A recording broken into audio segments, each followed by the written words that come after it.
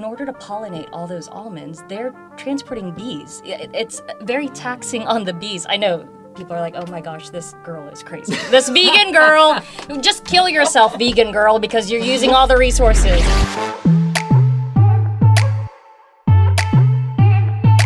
Do you know anyone who went vegan not for animals, not for health, but for the environment?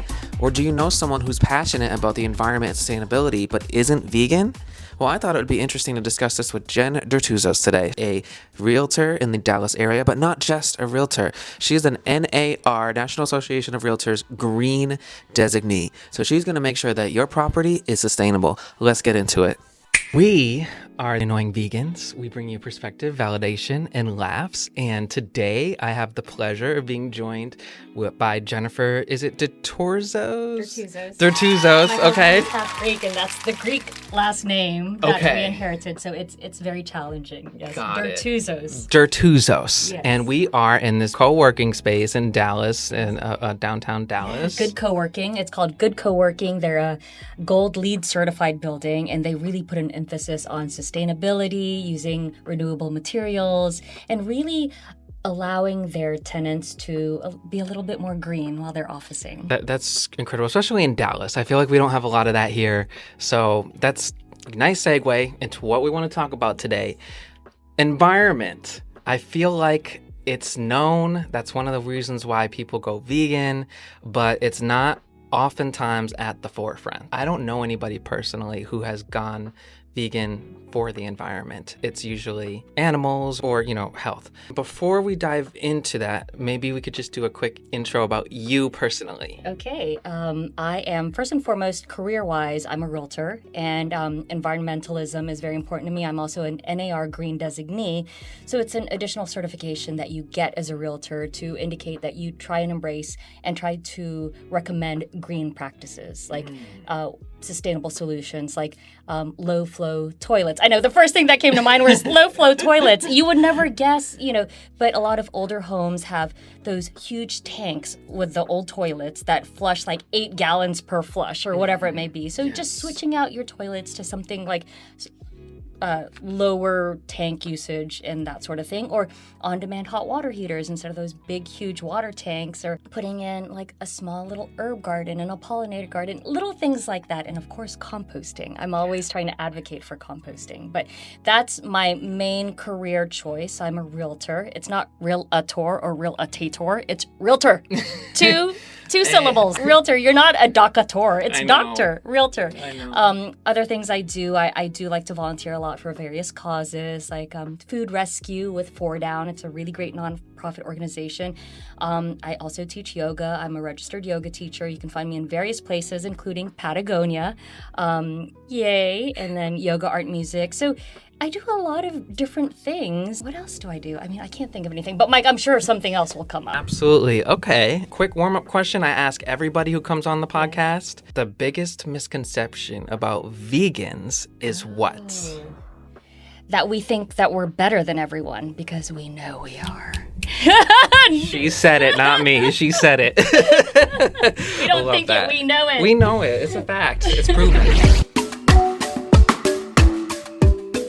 Hypothetically speaking, yes. I don't care about the animals. There's a lot of people out there who animals don't really mean much to them. Right. I also don't care about my health. There's a lot of people, their health doesn't mean much to them either. Okay. But I'm concerned about what I'm seeing, the LA fires, the wildfires that just happened in the southern states. We were seeing a lot of cold weather. We just saw a snowstorm in Louisiana and in New Orleans. So I'm very concerned about the environment. And I'm thinking, okay, well, I heard that if you're vegan, that is going to help improve the environment. So maybe I'm considering going vegan for the environment. Is that something you would recommend? And what would be a milestone or kind of like a baseline for somebody to track that they are hitting some kind of goal? Because it's a very big, kind of broad thing for an individual to kind of march towards. Track or march. Yeah. First and foremost, just the fires are tragic. Horrific what's happening in LA, and my heart goes out to everyone who has been affected. Just everyone, families, their pets, animals, wildlife, everything, the land, it's tragic. And I mean, Definitely climate change is real, right? But also, what part of that is planetary evolution? I have no idea. I'm not a climate expert, nor do I pretend to be one, but I did want to address that first and foremost. It is tragic. All the cold weather that we're having, confusing. I have no idea what's causing that. But to answer your question, if someone didn't care about the animals or ethics, would going vegan for environment be compelling enough for them? And I would hope so, right? And one reason it is tied to the environment is a lot of the animals that are eaten, it's not as if they're just foraging in the wild, they're not being hunted. Oh my gosh, that just sounds awful. But it's not as if they spontaneously came to life and we're only taking what we need. That is not how animal agriculture works. What happens is there are all these cows, there are all these pigs, there are all these chickens. They're raised specifically to be consumed by humans.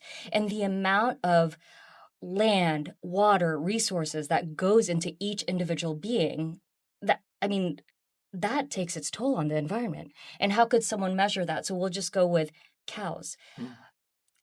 I love cows. That's why I don't eat them. But if there are people that eat them, cows and agricultural animals, but cows specifically, they produce a lot of methane gas.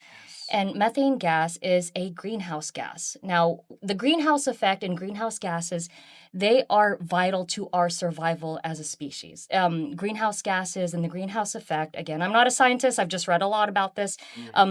They help keep our temperature, the planet's temperature, inhabitable. If we did not have greenhouse gases, everything would be frozen. The problem is we are creating too much of the greenhouse gas, specifically CO2, carbon dioxide, and methane, which is also contributed to by cows. Yes. So the more cows that you eat, the more cows, the more livestock that's produced specifically for eating, the more of those gases are released into the atmosphere. So if we just cut back on, obviously I don't eat any meat, but if we as a species, as a nation, cut back on meat consumption, that would cut back on the greenhouse gases just by a touch, just by a little bit. Will we experience it right away? If enough people do it, of course, but I would hope that's a compelling enough reason. And then if you think about transportation, yes, our vegetables are transported from one place to another, but if you think about all the livestock that's also transported, that takes into account CO2 emissions from the vehicles that's transporting everything. So if you're not going to do it for your health, if you're not going to go vegan for ethical reasons, which is really primarily the main reason we all do it, right? When we see that when we stop disconnecting, when we stop disassociating, the living creature and the thing that's on our plate, that's when we realize, oh my goodness, if we were allowed to see what happens in a slaughterhouse, I think all of us, the vast majority of us would be vegan. Yeah. But yes, so to track that, you could measure the output of methane or your carbon footprint even by reducing the amount of meat and livestock that you consume.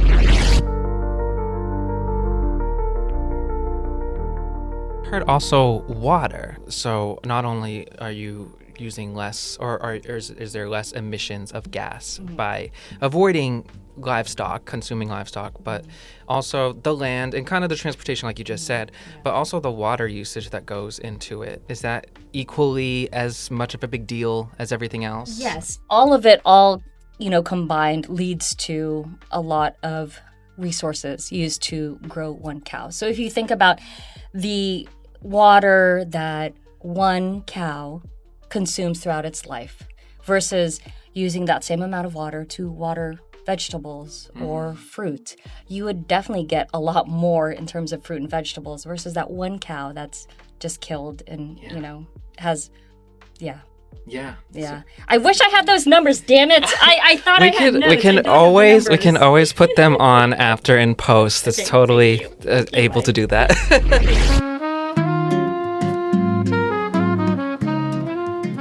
I also read up almond milk is probably the most common alternative that even omnis kind of gravitate towards.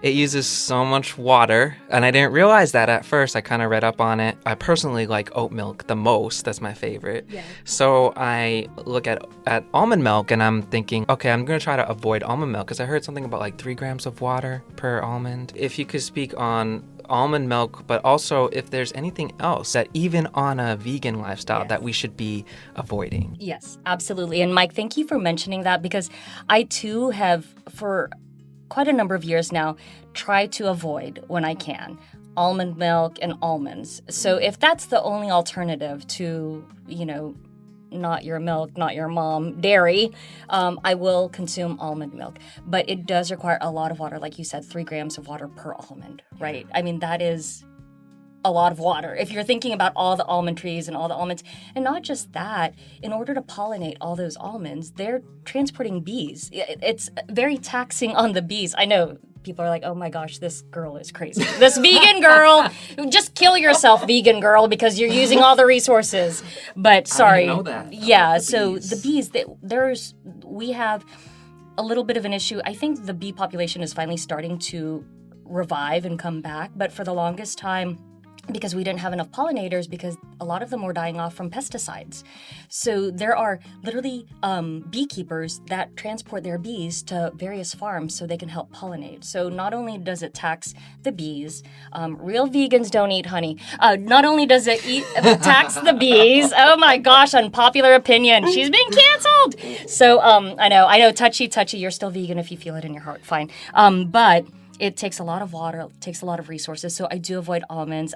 Other things that do require a lot of water and resources that are on a vegan diet, avocados, mushrooms, cashew nuts, all of those. I know, don't stop eating them. It's okay, you can still eat them, I know. My heart just sunk when you said avocados. I'm sorry.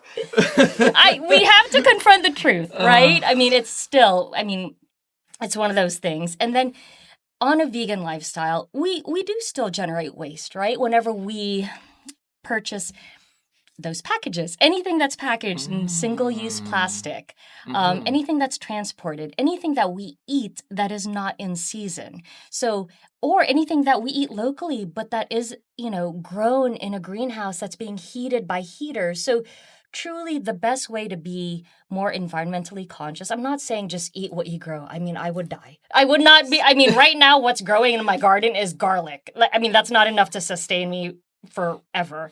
But try to eat in season, try to eat locally. If I had to choose between organic and local is more important. If you have that choice, if you have the privilege of being able to make that choice, right? Yeah. Single-use plastics, like I said, those are dangerous because there is a finite number of times that plastic can be recycled. And at some point, it just stops being recyclable.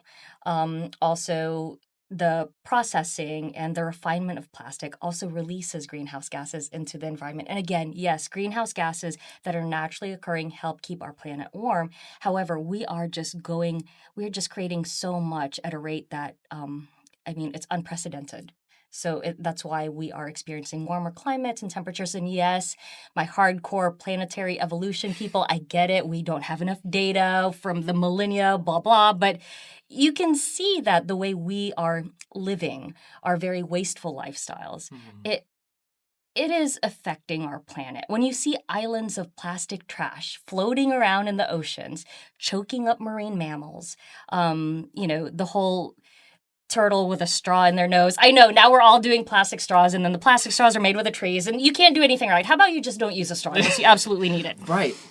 Why do I need a straw? I never use a straw. Yeah, unless it's boba, unless it's vegan boba, and then go buy your own glass straw. I don't know. But so just because we're vegan doesn't mean, everything is going to be perfect and environmentally friendly. I have a very hard time when choosing shoes because I don't wear leather, right? If you're a vegan that wears leather, I'm not going to judge you, but I do try my best not to wear leather. I don't wear any leather, quite honestly, but I'm wearing plastic, so it's challenging. And I think as long as we're trying our best, if we are able to do the research and just really try to support B Corp businesses, or gosh, even trade, you can do the buy nothing groups, or, just purchase things that you truly need. Don't just purchase it because it's $10 on Amazon and it's going to get to me tomorrow. Okay, and about that, with shipping everything, we do not need everything tomorrow or tonight. We can plan a little bit ahead. You grimaced a little bit. I know. I'm guilty because I just went to a 90s party and I needed a 90s costume and I I'm such a procrastinator. I didn't order until the day before, next day shipping. I know, it's bad, and I'm going to try not to do that. I'm not shaming you. I'm also shaming myself because I'm also guilty of those things. You know, when you need something stat, and sometimes you can't plan for it, right? Or sometimes you get in your car and you drive to the store and there are your CO2 emissions right there, and then you go look for it and it's not there, and you drive home and it's like, oh my gosh, I just have to order it from Amazon. So yes, it's like, as long as we're doing our best, as long as we're trying to do a little something every now and then. And when people talk about like, what can I do? What's one thing that I can do? And if I'm jumping ahead, please, rein me back in.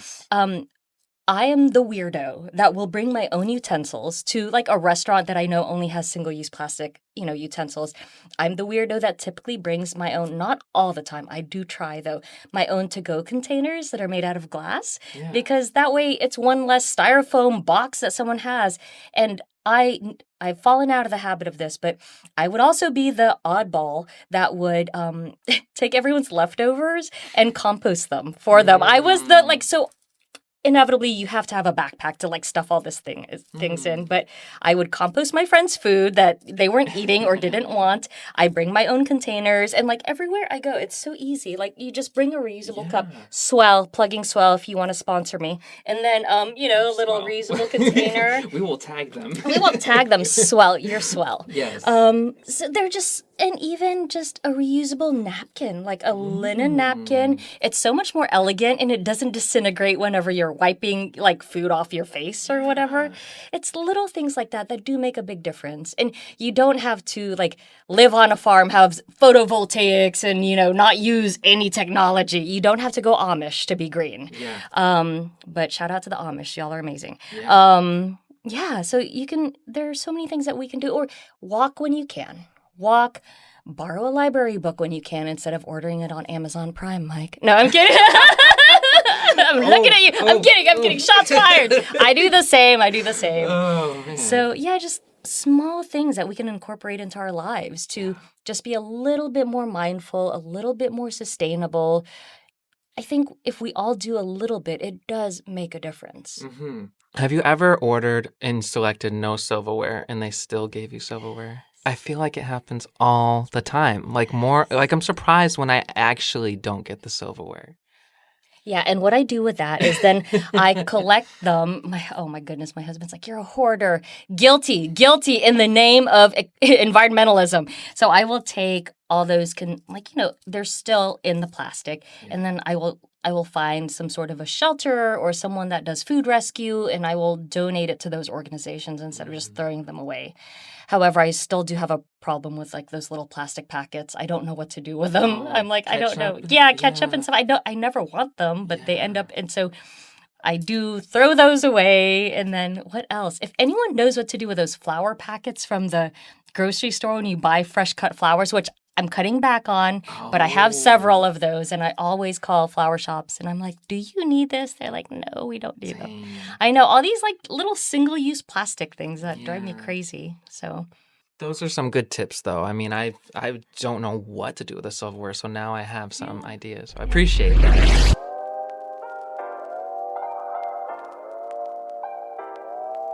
My reason for caring about the environment is actually tied to animals. So they go hand in hand. I see polar bears kind of losing the ability to be on land, and they're skinny because they don't have food. Although I've seen stats that say that the polar bear population decreased and then it went back, and now it's kind of like up and down.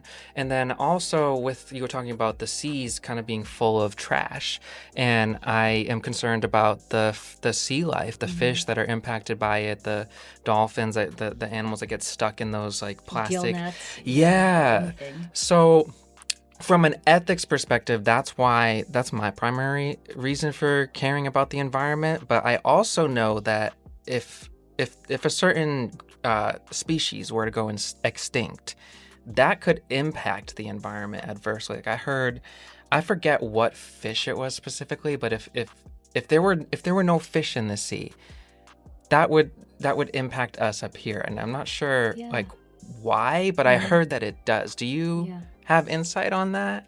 I wish I were a marine biologist and I wish I had insight on that. But I'm just thinking about, the ecosystem, right? Every small, like even mosquitoes play a role. Although if anyone has a solution to get rid of mosquitoes, except for Bill Gates, I think he does. He's just holding on to that technology. Yes. Every item, every little animal, every microorganism has its place. And so I think it's probably that particular fish. I don't know what you're talking about. I will have to look that up because now I'm intrigued. If that fish goes extinct, there's probably a predator that only subsists on that particular thing, and then there's something else that eats that. It's probably something along those lines. Yeah. And of course, we're all connected. I mean, it would obviously affect us. It's probably like the number of tuna that we can catch would be decreased or, something like that, which stopped catching tuna. Yeah. But it's probably something to that effect because we are so arrogant to think that what we do and what we destroy and our lives don't impact things. But I will walk out of my back door onto my patio on like kind of like a humid day, not intending to do anything harmful, and I accidentally step on a little snail, and that's just like, and then I look at it and I'm heartbroken, right? Mortified, just because I didn't walk slowly, right? If I had just thought for a split second and just walked more slowly, knowing today is more humid, there's going to be a little dew on the ground, and there's going to be a little snail.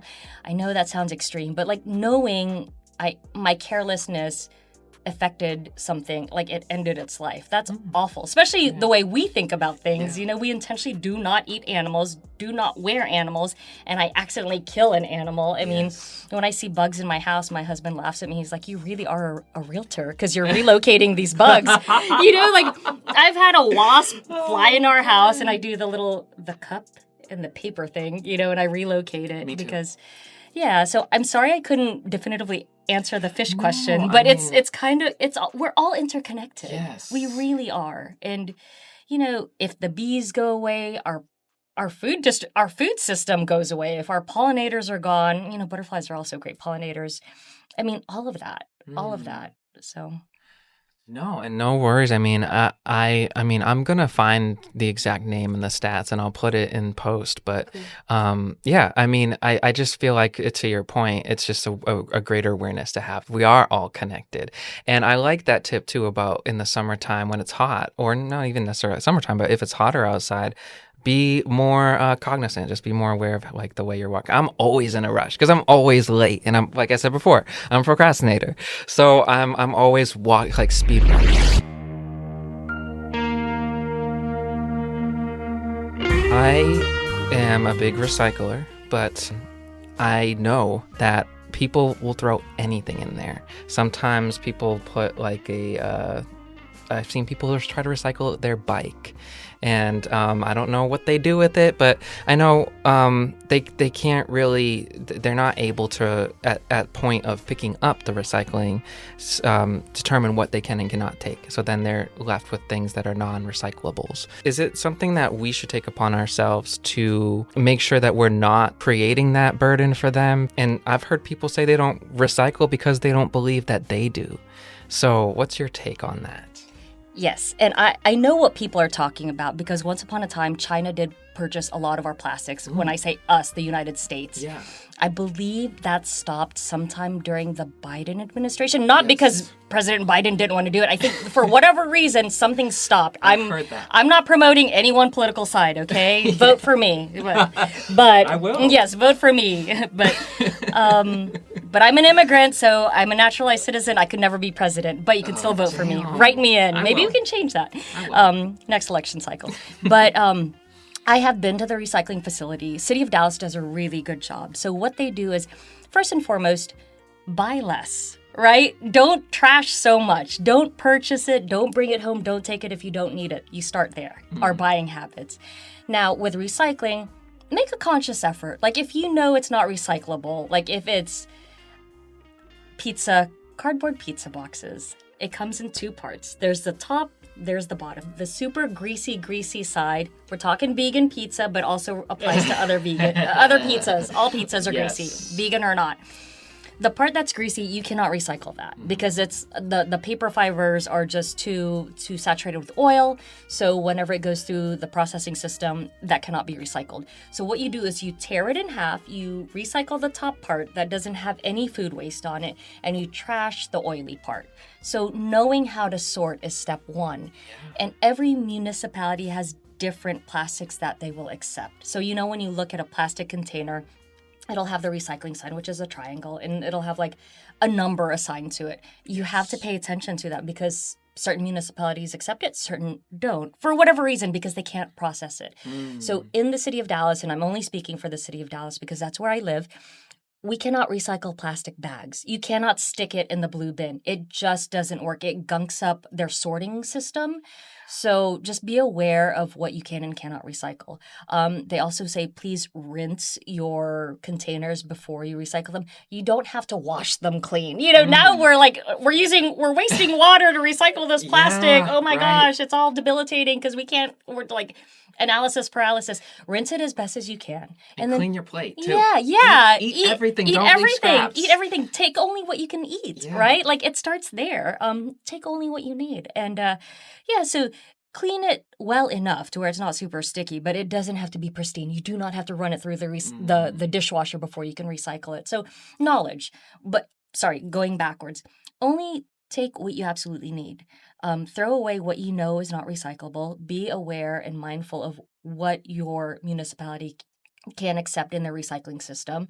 And then, abide by that and just do your best. If you know for a fact that's not recyclable, don't recycle it. Put it in the trash. And, if you take less to begin with, you won't have as much trash. Yeah. So just be aware. Do a 5-minute search online and find out what they do accept and not.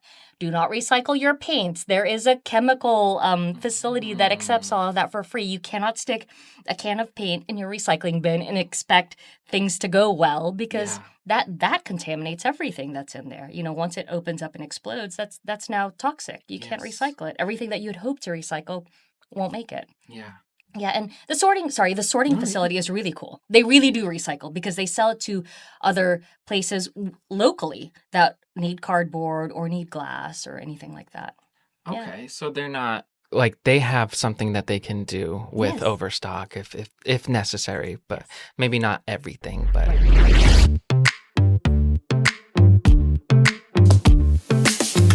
I have been wanting to compost, but I don't have a lot of space. Like I don't have a yard or anything. I live in an apartment, very kind of like smallish kind of one. Do you have any tips for people to kind of start small and start composting? Maybe they don't have a lot of space. There are companies that will provide that composting service for you. Once upon a time, there was a company called Turn, and I was actually their community engagement director. So rest in peace, Turn. I miss you guys. But there's another company now called Moonshot Compost. They were based in Houston. They are now operating here.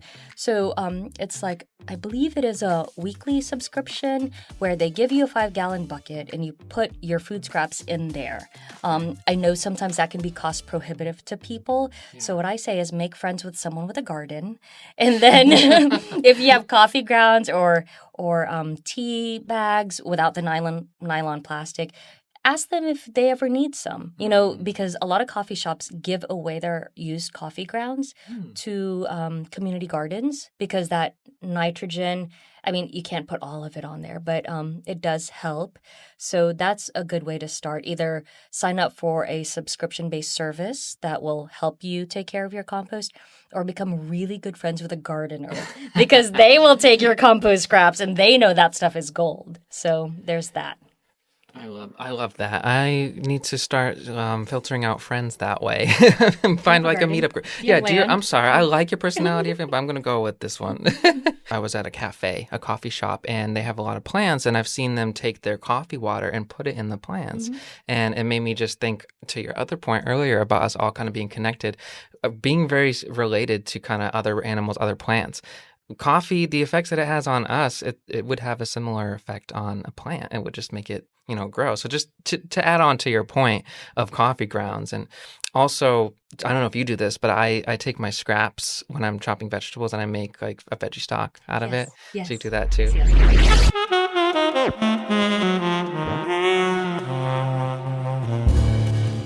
AI, ChatGPT is hurting the environment, and I had no idea how. I mean, I don't use it too much. No, you're good. So I did a little bit of like preliminary research on it, and I saw that it uses fresh water is being used to train ChatGPT, and obviously the data centers are using a lot of hardware. So should we stop using, or should we just not use AI? First and foremost, because I'm an advocate for creatives, work with creative human beings. Use your brain. Employ artists. You know, if you need a piece of art, contact a human first. See if there is like a student, an artist, somebody, you know, because it's the human thing to do. Yeah. Right? And I truly believe that the art that is created by humans, I know someone out there is going, she's such a Luddite. Oh my gosh, she's so antiquated. AI is the future, baby. Yes, I understand that.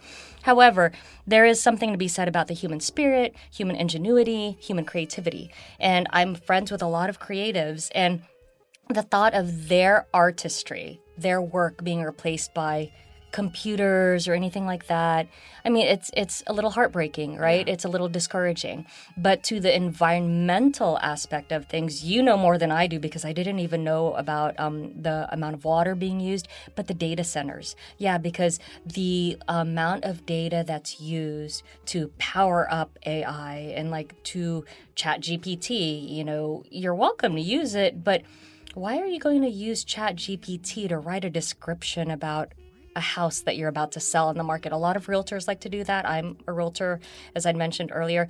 I just think it's more charming when you write it yourself, you know, instead of, hey, ChatGPT, describe this 3-bedroom, 2-bathroom house that you've never been to, but here's the address. And it lacks something. It lacks that humanity, that almost that tangible texture that only humans for now can present. I wonder if I have any data on that. Okay, no. Methane, yeah, 50. Okay, we're talking about that. Yeah. I'm impressed with the amount of notes that you have. That is super impressive. Look at that. So I know it's hieroglyphics at this point. We're gonna skip. But yeah, the computing power used for ChatGPT to power it up, and you know, a lot of times it's inaccurate. It'll give you really bad advice. One time I asked it, I was just playing around. Hey, you know, create an image of me as a yoga teacher. And it looked like me from 20 years ago, which was fantastic, but I had 3 arms. 3 arms? When did you lose the third one? I mean, I had 3 arms. I was like, that's cute.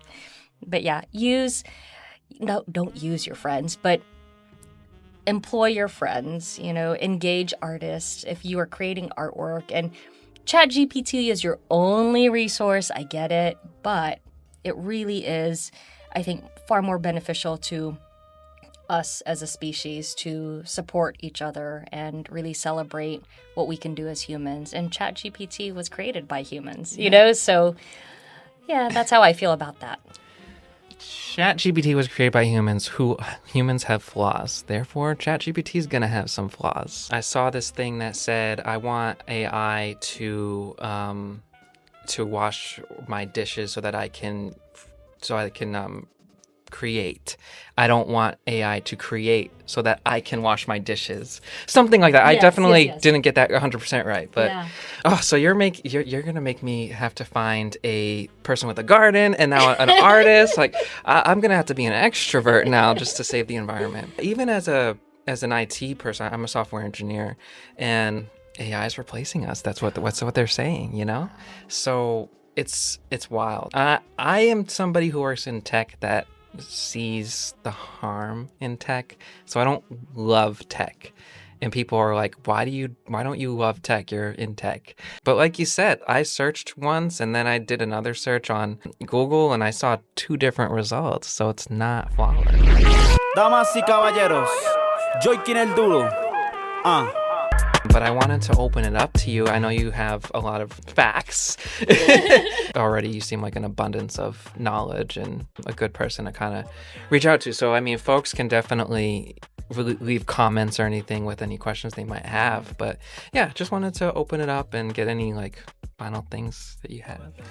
So we are annoying vegans. This is very, very true. But I think we can win people over more with kindness and by leading through example instead of passing judgment on someone. And, being able to choose what we eat, having that option is a luxury a lot of people don't have in the world, So that's just view the world with more kindness. I mean, I recently found out that I really hurt one of my friend's feelings by something not even intentional. I mean, looking back at something, it seemed like it was intentional, but it was just innocuous. It was something where I didn't really want that friend there at that time.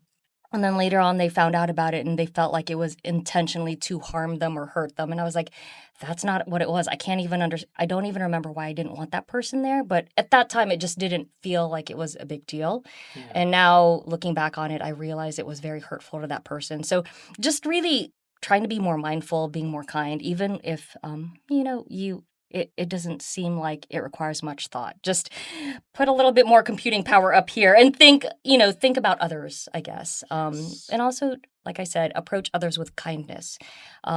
It's okay for people not to think the same way that we do, because when I'm in my vegan bubble, we're this massive echo chamber. And we're like, yeah. And then we'll encounter someone or we'll go back out into the real world and it's like, oh, wait, what? Huh? It's all very confusing. So I think we just have to lead with kindness and lead by example and not try to be so judgy about others. Like I was joking. I mean, I'm not joking about the honey, but if you have a friend who's vegan, but they still embrace honey and they're doing their best to make sure it's ethically sourced and it's not, it's not harming the bees, or it does harm the bees when you harvest it with a smoke. But if they're finding some sort of wild beehive somewhere and it's abandoned, but even then, it's not my place to tell them they're bad people. They have their reasons. I know many vegans that eat honey, but that's their choice. Mm-hmm. And we have to let people arrive at their decisions when they get there. I was someone who said I would never be vegan.